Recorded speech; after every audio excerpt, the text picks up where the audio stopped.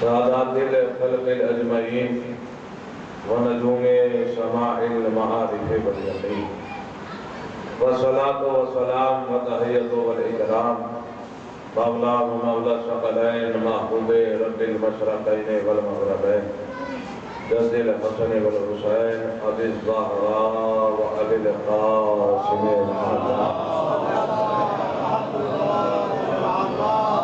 اہل بیت الطیبین الطاہرین المعصومین المظلومین والمنتخبین المنتجبین ولعنۃ اللہ علی اعدائهم اجمعین والغاشرین والمنافقین والکافرین والکاذبین والظالمین من یومنا ھذا الی یوم الدین اما بعد فقد قال اللہ تبارک و تعالی فی کتابہ المبین وَأَصْدَقُ الصَّادِقِينَ وَقَوْلُهُ الْحَقُّ بسم اللہ الرحمن الرحیم كُلَّ شَيْءٍ أَحْصَيْنَاهُ فِي إِمَامٍ مُبِينٍ صلوات محمد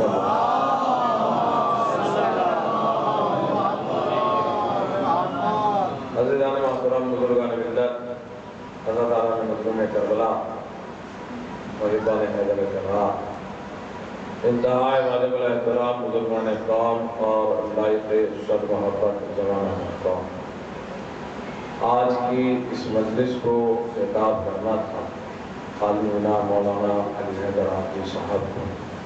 ان کے ساتھ ایک حادثہ ہو گیا ہے، ایک ایکسیڈنٹ جس میں وہ زخمی ہوئے ہیں اور شدید چوٹیں ان کے جسموں پر آئیں۔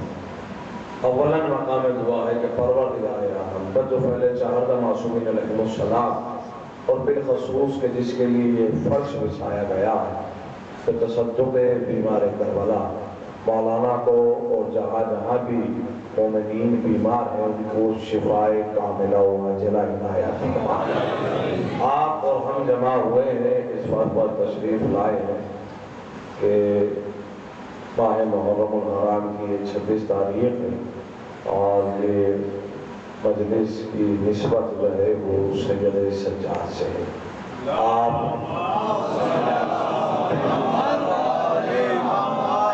آپ شبیہ تعبود کی زیارت سے مشرف ہوں گے اور وہ زیارت کریں گے۔ میں چاہتا یہ ہوں کہ تمہید مراحل سے گزر جاؤں اور کوشش کروں گا کہ بہت مختصر سے وقت میں آپ کے اذہان عالیہ تک چند باتیں پہنچا سکوں۔ یقیناً نیمہ شب گزر چکی ہے، رات کا آدھا حصہ گزر چکا ہے، آپ یہاں بیٹھے ہیں، اس کا مطلب یہ ہے کہ آپ غم امام حسین کا حق ادا کرنے کی کوشش کر رہے ہیں کہ حق حسین ابن علی اور حق شہدائے کربلا ادا ہو جائے۔ محسوس کیجئے گا کہ حضور جس کے غم میں ہم یہاں بیٹھے ہیں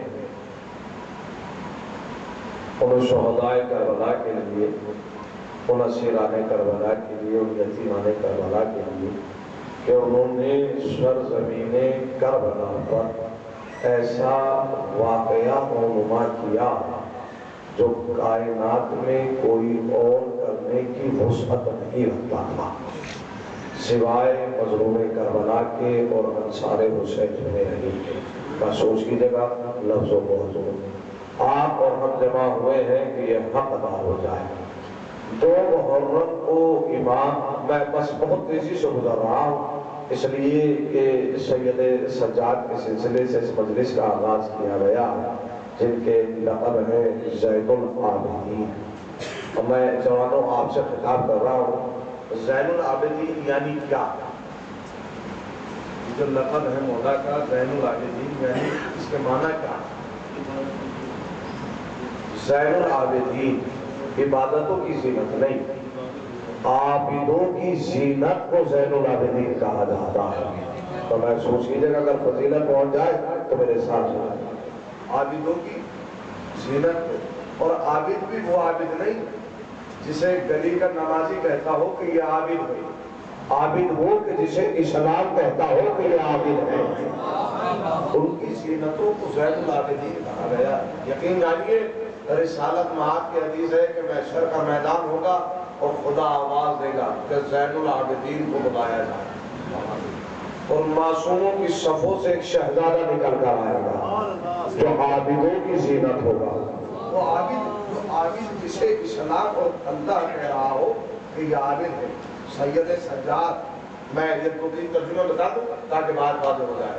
سید سجاد یعنی کیا؟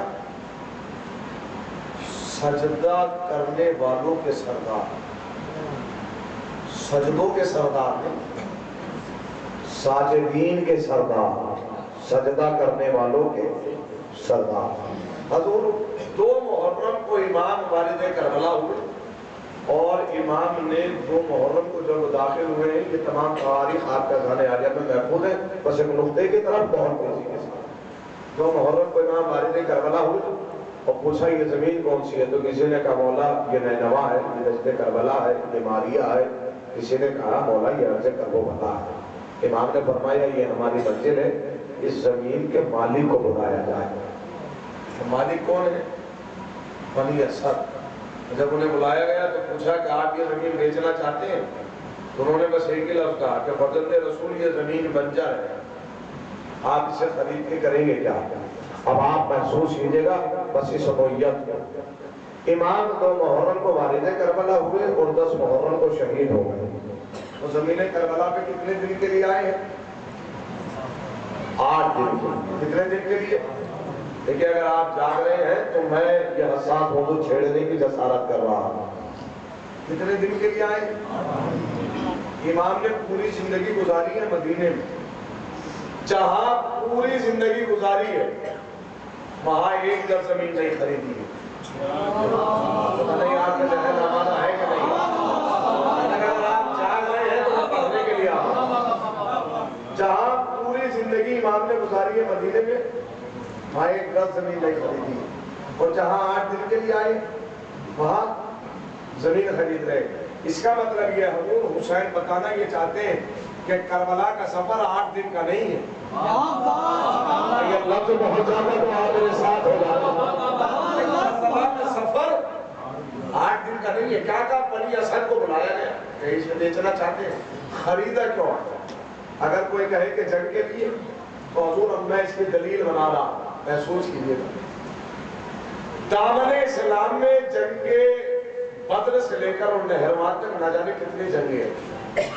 اسلام میں نہ جانے کتنی جنگیں ہوئی، اور 84 جنگیں تو ایسی ہیں جن کا تاریخ نے شدت سے ذکر کیا.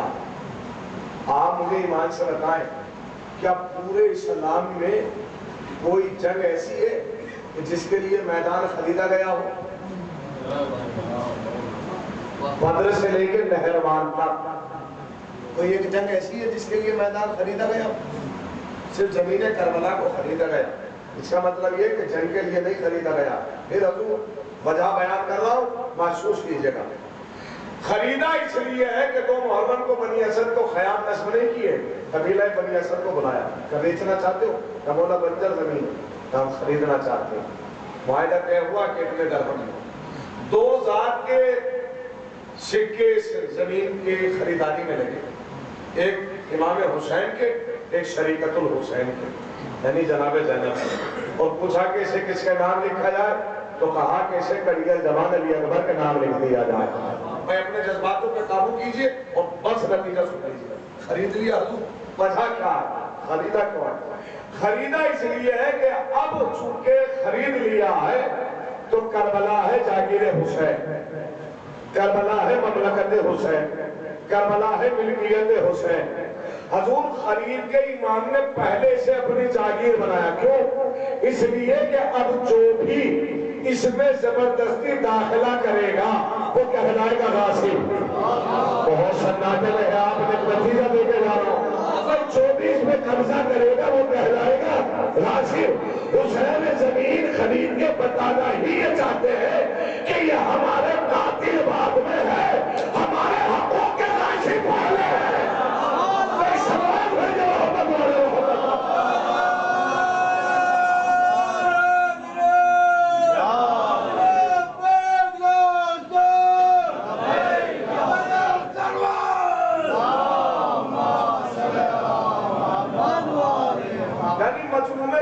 بتانا یہ چاہتے ہیں کہ ہمارا قیام مسلمانوں کے خلاف نہیں ہے، ہمارا قیام ہے غاصبوں کے خلاف. اب یہ نوعیت محسوس کر لیجئے. حضور زمین کربلا کو خریدا اور پھر قیام نصب ہوا. بیابان ہے، جنگل ہے. کربلا آج شہر ہے، اس وقت بیابان ہے، جنگل ہے. اچھا یہ کیفیت محسوس کیجئے اور جہاں تک آپ کے ذہن جا سکتے ہیں لے جائیے گا، وہ جملے کا لطف لیجیے گا. حضور حسین بیابان میں، جنگل میں، دشت میں، نینوا میں، صحرا میں اسلام بچا رہے ہیں. میں نے کہا کہ اس جملے میں آپ اپنا ذہن جہاں تک لے جا سکتے ہیں لے جائیے. اور پھر دوہرا، حسین نے بیابان میں، جنگل میں پورا اسلام بچا لیا. پھر کہوں گا حضور امام نے جنگل میں، بیابان میں، صحرا میں پورا دین بچا لیا. اگر اس جملے کا لطف لینا ہے تو ایک جملہ اور اضافی کروں گا. لوگ عہدوں پر بیٹھ کر اپنی شریعت کا ایک مسئلہ نہ بچا سکے، پہنچا ہے اور حسین نے جنگل میں سارا اسلام بچایا ہے. بہت دور نہیں لے کے گیا ہوں میں آپ کو، بہت قریب سے گزرا ہوں. لوگ عہدوں پر بیٹھ کر اپنی شریعت کا ایک مسئلہ نہیں بچا سکے اور حسین میدان کربلا میں دین بچا رہے ہیں. 2 محرم کو خیام نصب ہو گئے. لیجئے بات تمام ہوئی. ایک تبلیغی پیغام اور کربلا کا ابتدائی پیغام جوانوں آپ کے ذہنوں کے حوالے کرتے جا رہا ہوں. امام ایک مختصر سا لشکر لے کر آئے، خیام نصب کیے. امام جانتے ہیں کہ ہم یہاں سب شہید ہو جائیں گے، دفن ہو جائیں گے، لیکن میری شہادت یہ رنگ لائے گی کہ میری شہادت کے بعد لوگ جوک در جوک میری زیارت کے لیے آئیں گے. چونکہ یہ بیابان ہے، یہ جنگل، یہ صحرا، میرا جب چاہنے والا یہاں آئے گا تو وہ قیام کہاں کرے گا، وہ رکے گا کہاں، اس کا انتظام کیا ہوگا. لہٰذا جن سے زمین کو خریدا تھا انہیں واپس بلایا اور بلا کے فرمایا کہ ہم آپ کو آپ کی زمین ہبہ کرتے ہیں. شرط یہ ہے کہ جب بھی میرا کوئی چاہنے والا آئے تو اسے کم سے کم 3 دن مہمان رکھنا. پیغام ہے یہ حضور کربلا کا. ابھی کربلا میں جنگ کا آغاز نہیں ہوا، ابھی نہر سے خیمے نہیں ہٹائے گئے ہیں. توجہ، پورے توجہ، ابھی کوئی ظلم و ستم نہیں ہوا ہے. لیکن کربلا نے پہلا پیغام کیا دیا؟ مظلوم کربلا نے پہلا پیغام یہ دیا، اپنا وہ ہے جو اپنوں کا خیال رکھے، عزادار وہ ہے جو عزادار کا خیال رکھے، مومن وہ ہے جو مومن کا خیال رکھے. یقین جانیے کربلا والا وہ ہوگا جس نے کربلا والوں کا خیال رکھا ہوگا. پہلا پیغام زمین کربلا کا یہ ہے. تو امام والد کربلا ہوئے 2 محرم کو زمین کربلا کو خریدا گیا اور 10 محرم کو شہادت کا بازار آراستہ کیا گیا اور ایک کے بعد ایک شہید جام شہادت نوش کرتے رہے. مسائل نہیں ہے، بس کیفیت کو محسوس کی گئی. لئین خیمے جلانے کے لیے آگے بڑھ گئے تو شریکت الحسین عالمہ غیر معلمہ. یہ بزرگ جانتے ہیں، معلوم کیجیے. عالمہ غیر معلمہ یعنی کیا؟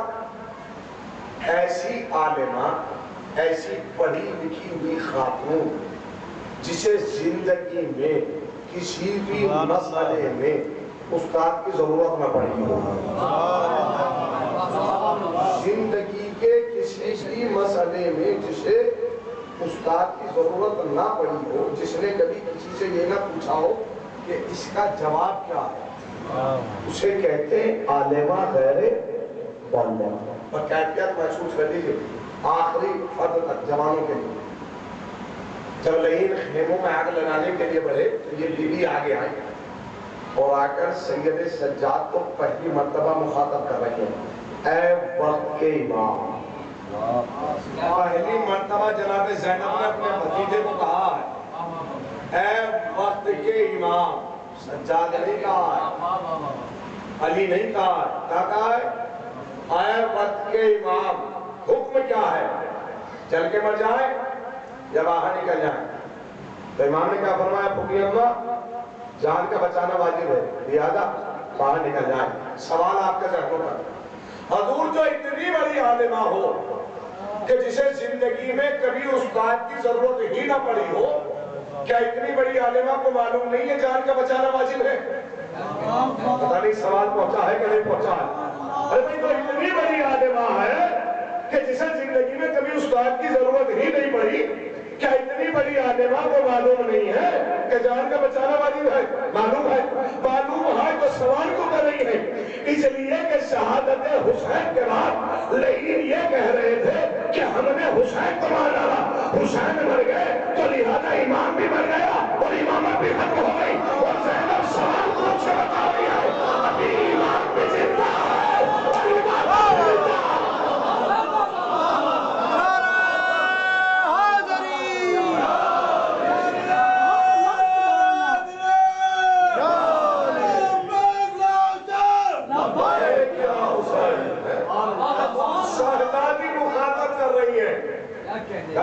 آئے وقت کے امام، ابھی امام بھی زندہ ہے اور منصب امامت بھی زندہ ہے، اور اسی آیت کی تو میں نے تلاوت کی ہے، سورہ یاسین، قلب قرآن کا دل، اس لیے کہ یہ سورہ رسالت مآب سے شروع ہو رہا ہے، اس لیے اس سورے کو قرآن کا دل کہا گیا۔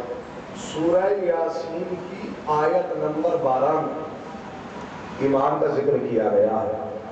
اللہ نے عدد میں کتنا اچھا نظام رکھا ہے، قرآن کے دل میں 12 نمبر کی آیت میں امامت کا ذکر ہے۔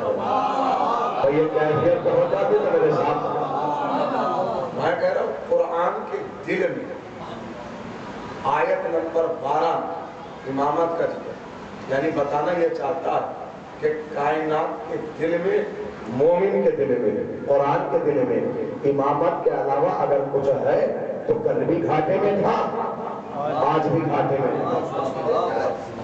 کُلَّ شَيْءٍ أَحْصَيْنَاهُ فِي إِمَامٍ مُبِينٍ، ہم نے ہر شے کا علم امام مبین میں رکھ دیا، ہر شے کا علم، یعنی کوئی اب مسئلہ ایسا ہے ہی نہیں جسے یہ کہہ دیا جائے کہ یہ امام مبین نہیں جانتا۔ اللہ نے یہ جو لفظ کہہ دیا نا ہر شے کا علم، تو اب پوچھے حضور کوئی کہ یہ امام مبین ہے کون؟ تو آپ کے اور میرے پہلے امام حلال مشکلات مولائے کائنات علی ابن ابی طالب علیہ السلام ارشاد فرما رہے ہیں، قسم ہے پروردگار عالم کی کہ میں ہی امام مبین ہوں اور میں ہی وہ ہوں جو حق اور باطل میں فرق پیدا کرنے والا ہے۔ امام نے فرمایا لیکن سنیے، محسوس کیجیے، ہم نے ہر شے کا پہلے سمجھیے منصب امامت کو، کہ منصب امامت کس عہدے کا نام ہے، تاکہ پھر امام سمجھ میں آئے کہ امام کسے کہتے ہیں۔ اللہ نے جب اس زمین پہ سب سے پہلے یہ منصب دیا ظاہری طور پر تو کسے دیا ہے؟ ابو الانبیاء حضرت ابراہیم کو۔ کیا کہا؟ انی جائلوں کا للناس امامہ، ابراہیم ہم نے آپ کو انسانوں کا امام بنایا۔ تو جیسے ہی منصب، دیکھیں یہ آیت اگر پہنچ گئی نا تو مجلس کا حق ادا ہو جائے گا، اور میں خدا میرے لفظوں کو توفیق دے کہ آپ کے ذہنوں تک پہنچا سکتا۔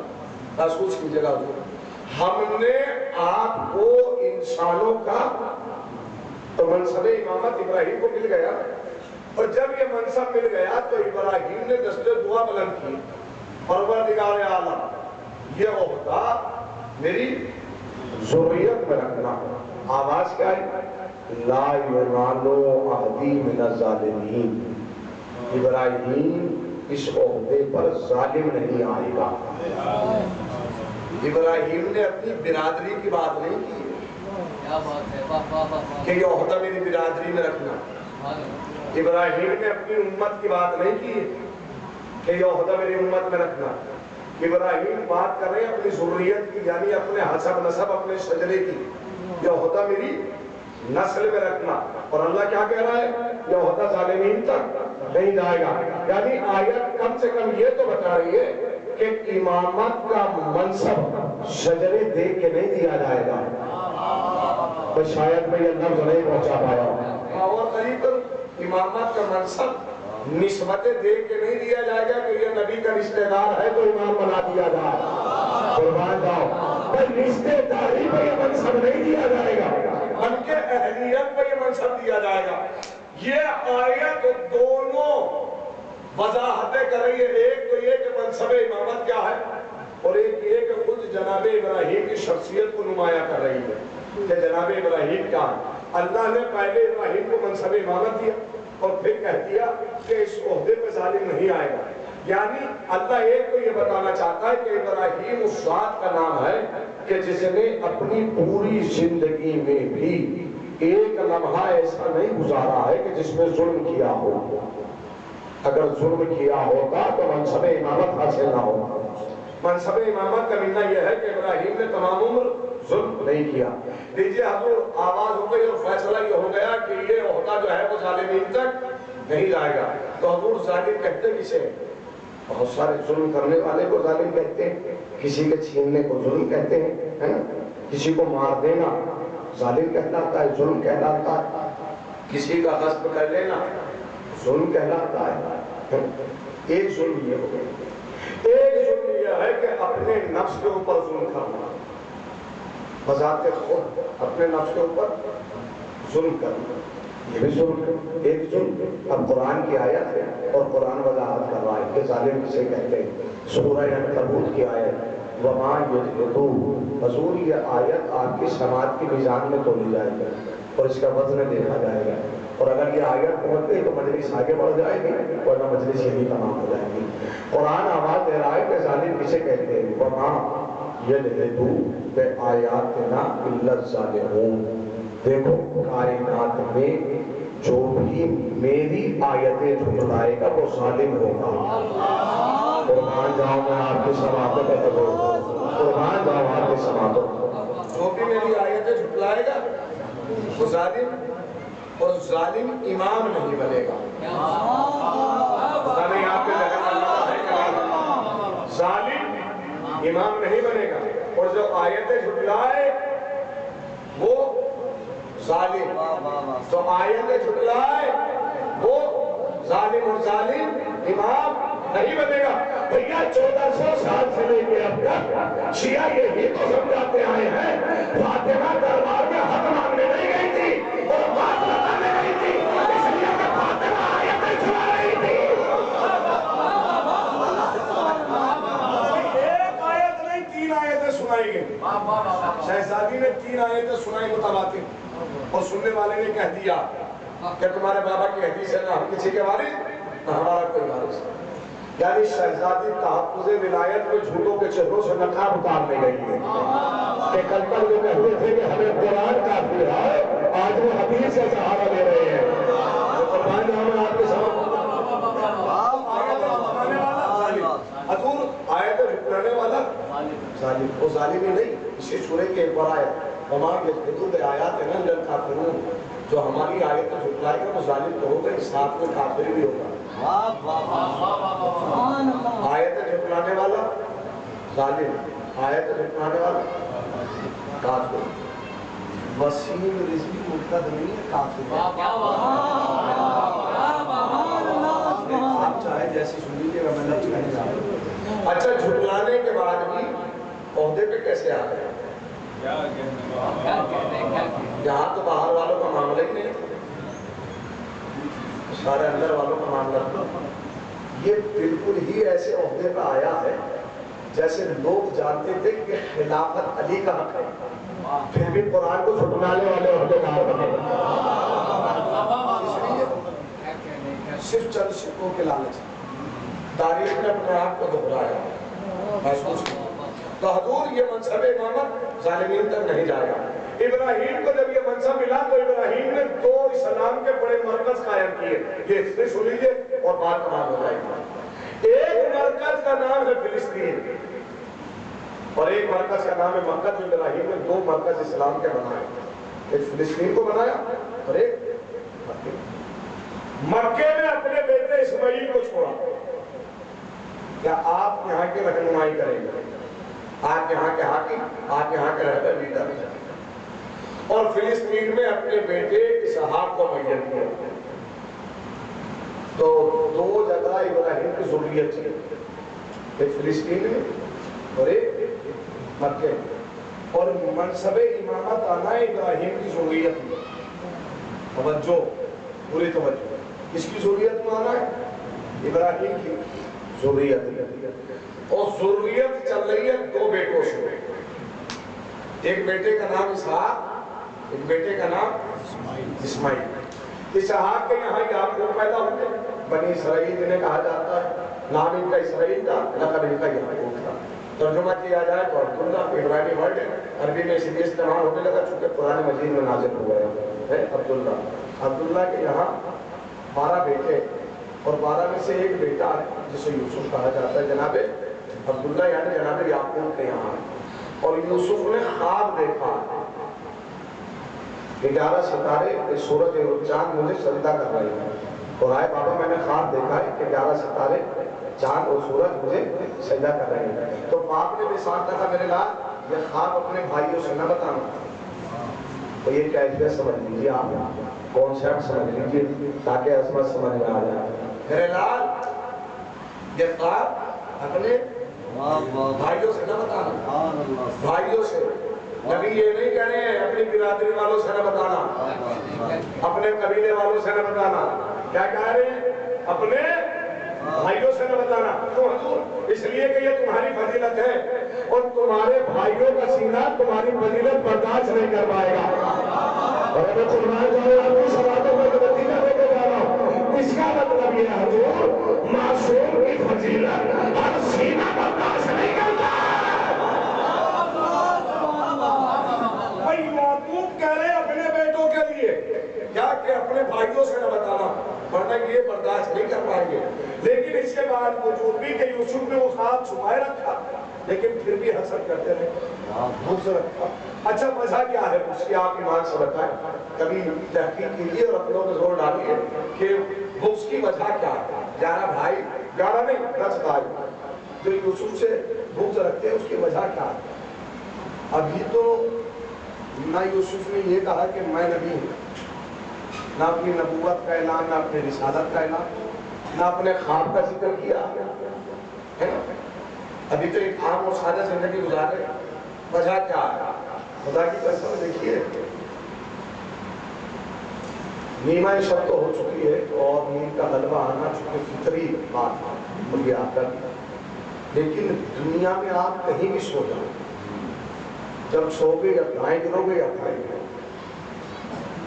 اس فرض کا کمال یہ ہے کہ یہاں سونے والا بھی سر اٹھا کے سو رہا ہو۔ اس صلوات بھیجے محمد علیہ وسلم۔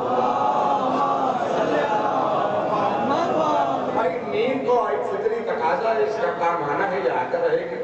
اور یہ بھی طے شدہ بات ہے آدمی کو نیند ہی جب آتی ہے جب اسے چین ملتا ہے، جب اسے سکون ملتا ہے، جب اسے آرام ملتا ہے۔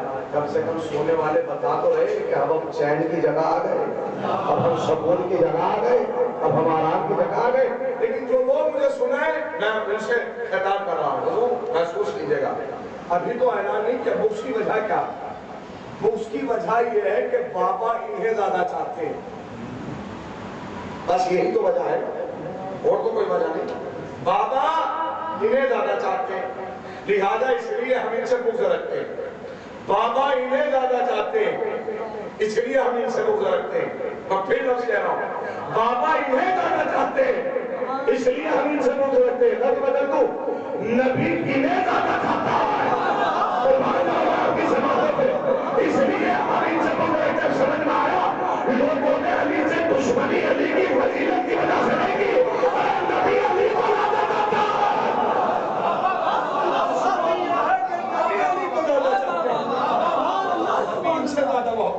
بابا انہیں زیادہ چاہتے ہیں۔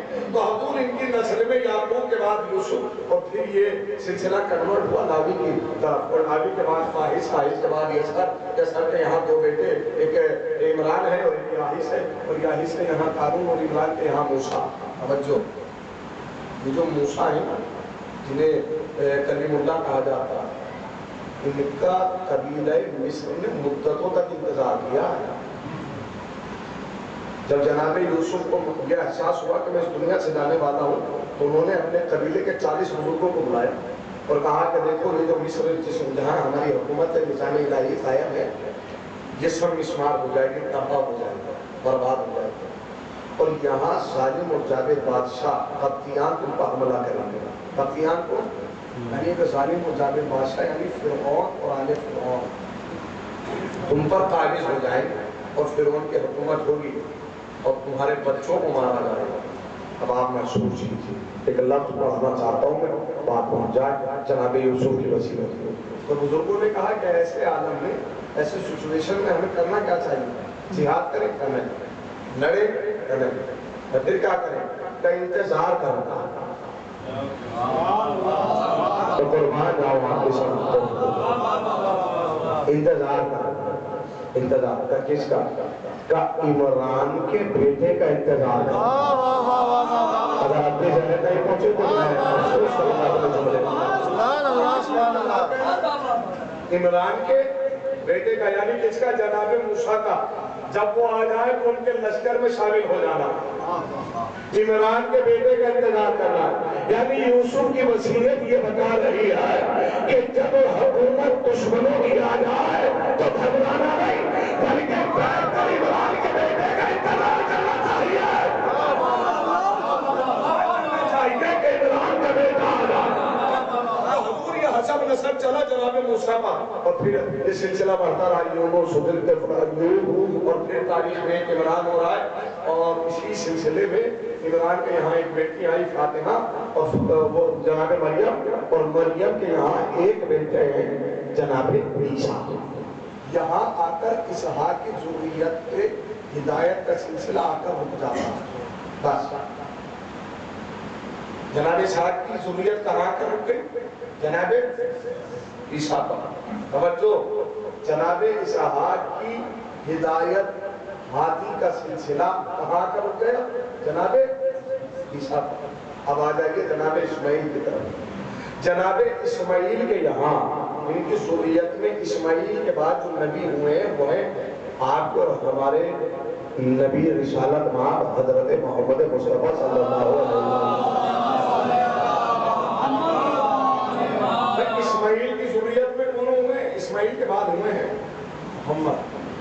عادی جو ہوئے ہیں اسماعیل کے بعد وہ کون ہیں؟ محمد کے بعد پھر محمد، محمد کے بعد پھر محمد، محمد کے بعد پھر محمد۔ اس لیے کہ ان کا پہلا بھی محمد، ان کا درمیانی بھی محمد، اور ان کا آخری محمد۔ بات تمام ہو جائے تو میرے ساتھ رہیے گا۔ اسماعیل کی نسل سے ہدایت کا ہادی کا سلسلہ آ کر رکتا ہے آپ کے اور ہمارے وقت کے امام زمانہ علیہ السلام۔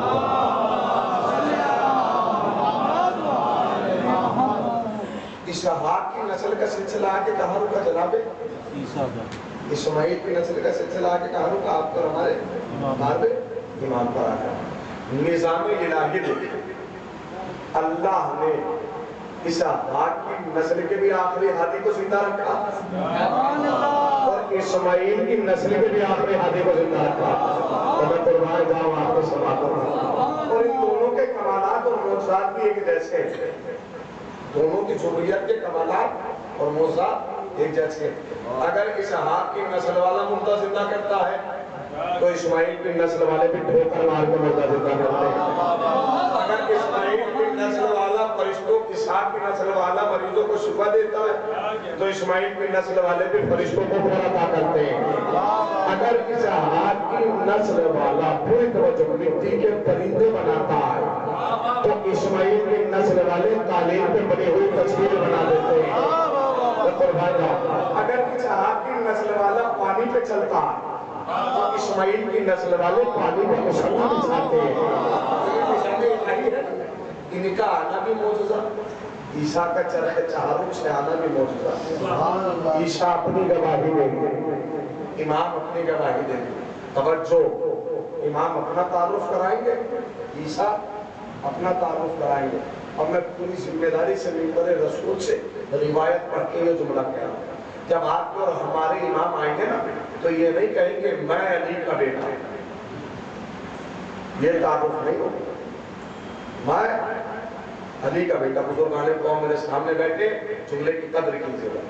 آپ کے اور ہمارے وقت کے امام جب آئیں گے تو آ کر یہ نہیں کہیں گے میں علی کا بیٹا، نہ کیا کہیں گے میں فاطمہ کا بیٹا۔ میں قربان جاؤں، میں آپ کے سماعتوں پر ہوں، میں فاطمہ کا بیٹا۔ آخر وجہ کیا ہے کہ امام اپنی ماں کے ذریعے تعارف کرا رہے ہیں، اس لیے کہ جو گواہ بن کے آ رہا ہے نا عیسیٰ، اس کا باپ نہیں ہے۔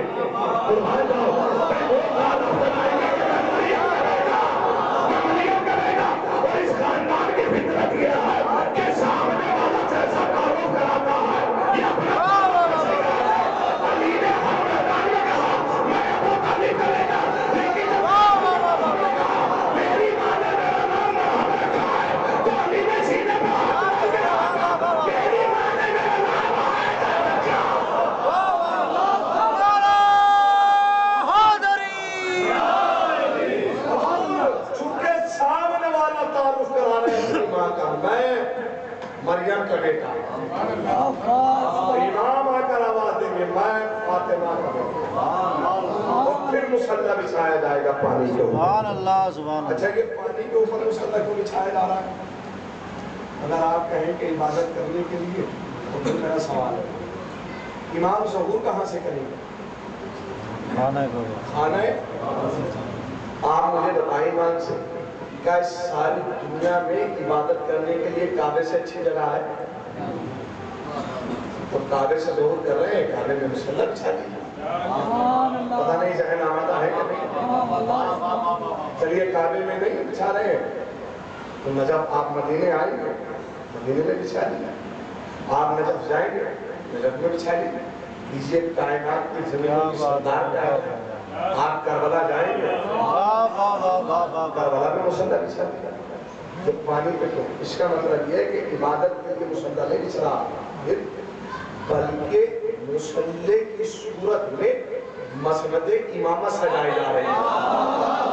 جو جن کے ذہنوں میں یہ نہ پہنچ رہے ہیں وہ سلامت ہے. مصلی کی صورت میں مسند امامت سجائے جا رہے ہیں. کیوں حضور یہ پانی پر ہی کیوں؟ اس لیے کہ پہلے امام سے لے کر اور 11ویں امام تک اب تک جب تک بھی مسند امامت سجائی گئی ہے وہ یا تخت پہ بچھائی گئی ہے یا منبر پہ بچھائی گئی ہے. یہ نظام بدل کیوں رہا ہے؟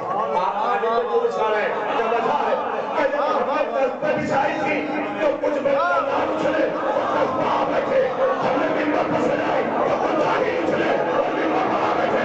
اب ہم پانی کو سجا کے بتا رہے ہیں کہ کسی کی ہوگا تو ہو تو وہ پانی جگہ کر دیا.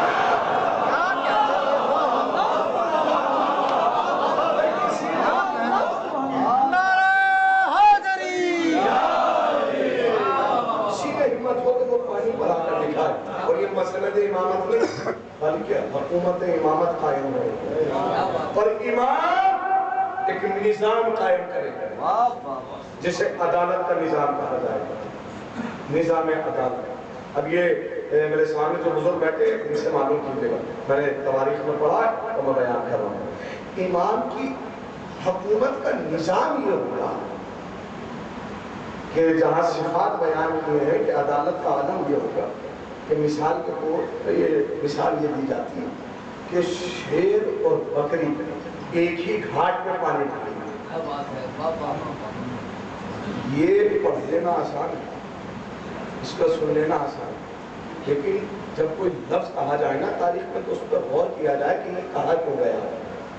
شیر اور بکری پانی پی رہے اور شیر ہے کہ شکار نہیں کر رہا. جو لوگ شیر سے کے بارے میں تھوڑی سی نالج رکھتے ہیں نا علم رکھتے ہیں وہ اس جملے کا لطف لیتے ہیں. حضور شیر کے لیے شکار کرنا جرم نہیں ہے.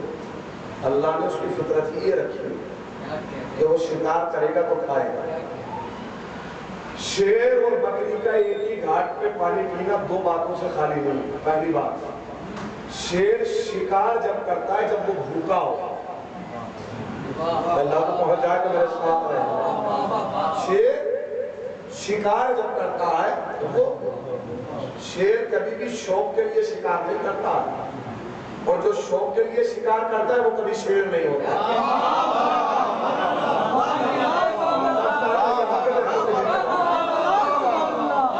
شیر کبھی بھی شوق کے لیے شکار نہیں کرتا. کرتا جب ہے جب وہ بھوکا ہو. پہلی دلیل تو یہ بنتی ہے کہ امام کا نظام عدالت یہ ہوگا کہ جانور بھی بھوکا نہیں ہوگا. عدالت کیا ہوگا کہ جانور بھی اگر یہ نہیں مانتے تو ایسے مان لیجیے. اللہ نے شیر کی فطرت ہی یہ رکھی ہے کہ وہ شکار کر کے کھائے گا.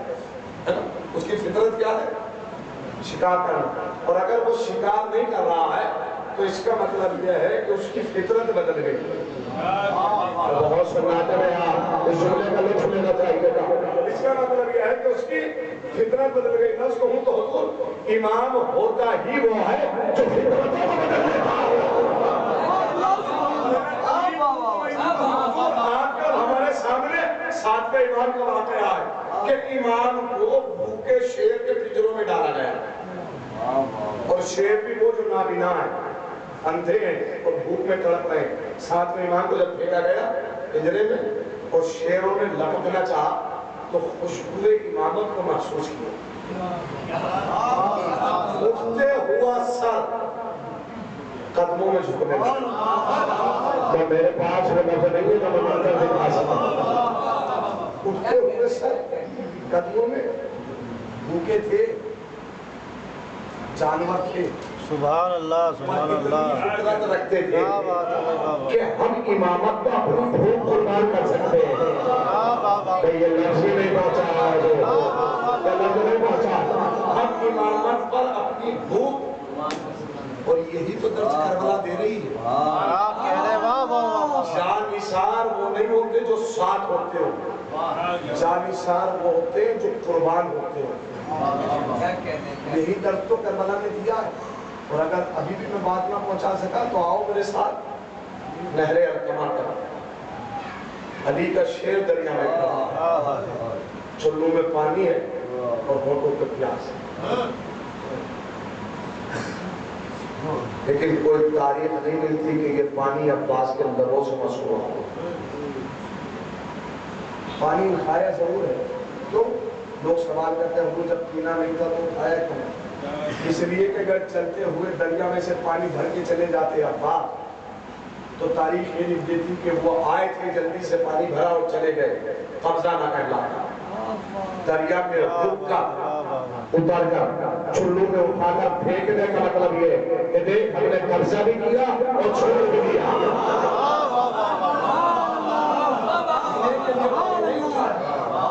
علل اعلان اپنی شجاعت کا اعلان کر رہے ہیں غازی، لیکن پیاسے، اور کون جانتا ہے کہ کتنے پیاسے۔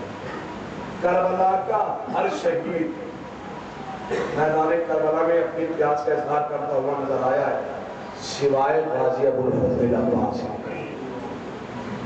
بھیا جوان علی اکبر نے کہا کہ بابا میں پیاس کرتا، اور محمد نے دریا پہ قبضہ کیا تو کہا کہ القمہ ہم پیاسے ضرور ہیں پر تیرا پانی نہیں دیں گے، اس لیے کہ خیمے میں 4 سالہ پہلے پیاسے آ گیا۔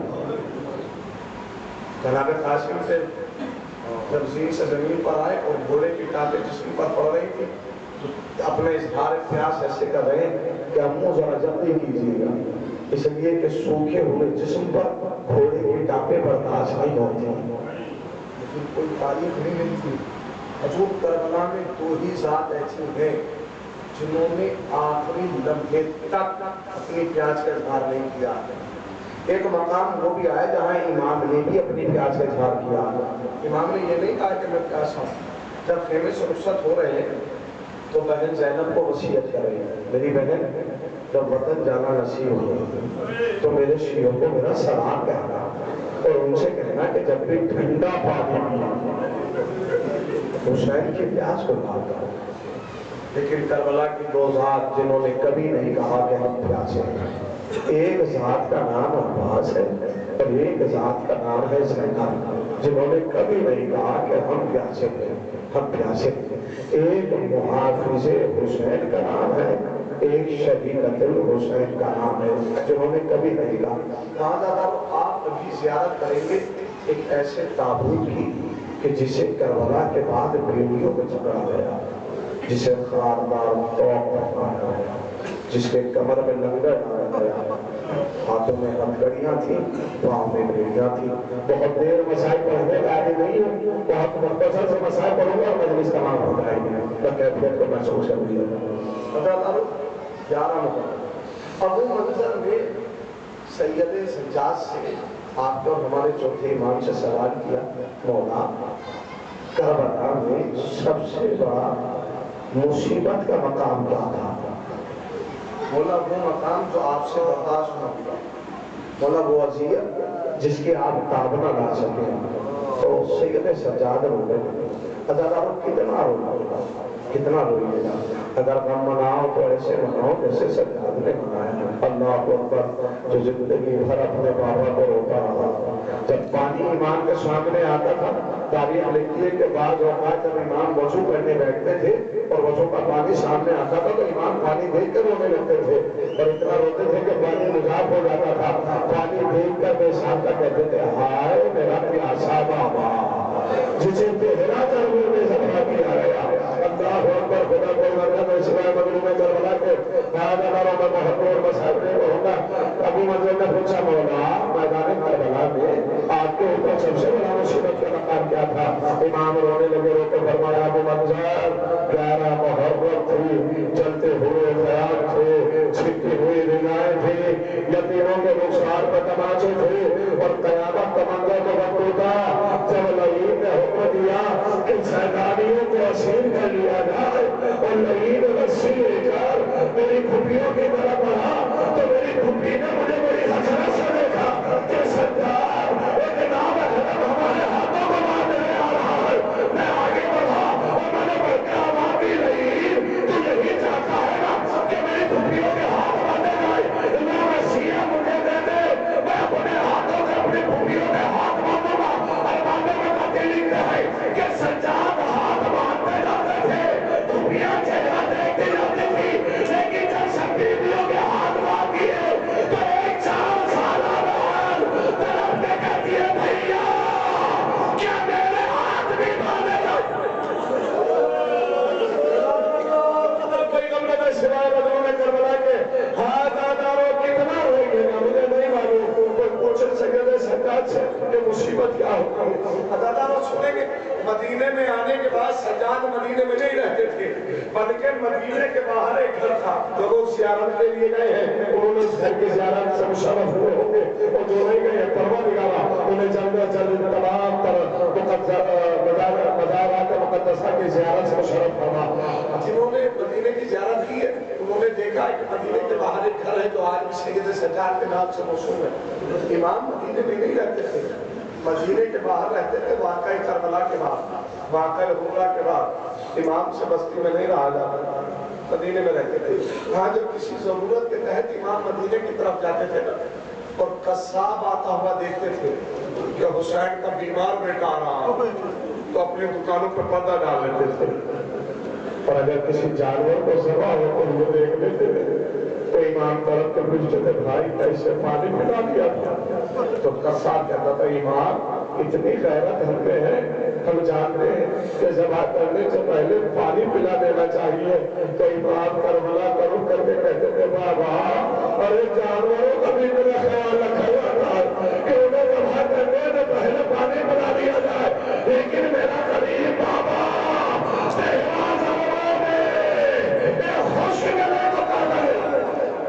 اللہ اکبر. خدا کوئی غم نہ سوائے بدروں میں کربلا کے.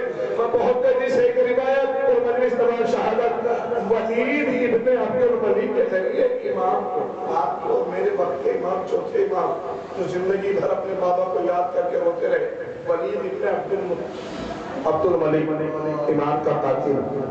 ولید ابن عبد الملک کے کہنے پر حکم پر چوتھے امام کو زہر دیا گیا. انہوں نے کہا کہ زہر جب جسم کے اندر گیا ہے نا کیفیت یہ ہے کہ امام کو خون کی الٹی آئی. امام کے وہ فرزند امام کے پاس کھڑے جنہوں نے کربلا سے شام تک کا سفر ساتھ کیا. آپ کو ہمارے پانچویں امام جب بابا کی ایک کیفیت دیکھی تو بابا کو کلیجے سے لگا لیا بابا ابھی آپ نہ چھوڑ کے جانا، اس لیے کہ میں آپ کا سب برداشت نہیں کر پاؤں گا. اللہ تعالیٰ تاریخ لکھی ہے کہ امام نے اپنے بیٹے سے وصیتیں کرنا شروع کی. میرے لال دیکھو مدینے میں ایسے رہنا، میرے لال دیکھو نظام الہی کو ایسے برقرار کرنا. لیکن اللہ تعالیٰ بس ایک وصیت میں کہنا چاہتا ہوں، بس مظلومیت سمجھ لیجیے گا، تابوت آ جائے گا اور آپ زیارت کریں گے. حاضر یہ سوچ کے زیارت کرنا یہ وہ ہے کہ جس نے وصیت کی ہے میرے لال میرے جنازے کو شان و شوکت سے نہ اٹھانا. اللہ اکبر. اے میرے لال میرے جنازے کو شان و شوکت سے نہ اٹھانا. کیوں میرے بابا کیوں آپ کا جنازہ شان و شوکت سے نہ اٹھائے گا؟ بات کر کے آپ بھول گئے ارے کربلا کی زمین پر میرے بابا کا لاشا دیکھو میں کفن پایا میں نے اپنی آنکھوں سے. اللہ اکبر. خدا کوئی غم نہ دے سوائے مظلومہ کربلا کا روایات کا آخری فکرہ اور مجلس تمام ہو گئی. تاریخ لکھی ہے کہ جب آپ کے ہمارے چوتھے امام اس دنیا سے چلے گئے اور سجاد کو قبر کے حوالے کیا گیا اور دفن کر دیا گیا تو پانچویں امام اپنے گھر میں آئے اور پانچویں مرثیہ پڑھنے لگے اور پڑھتے ہوئے ایک جملہ کا بابا آپ کی خوش نصیبی تھی کہ آپ کا جنازہ اٹھانے والا آپ کا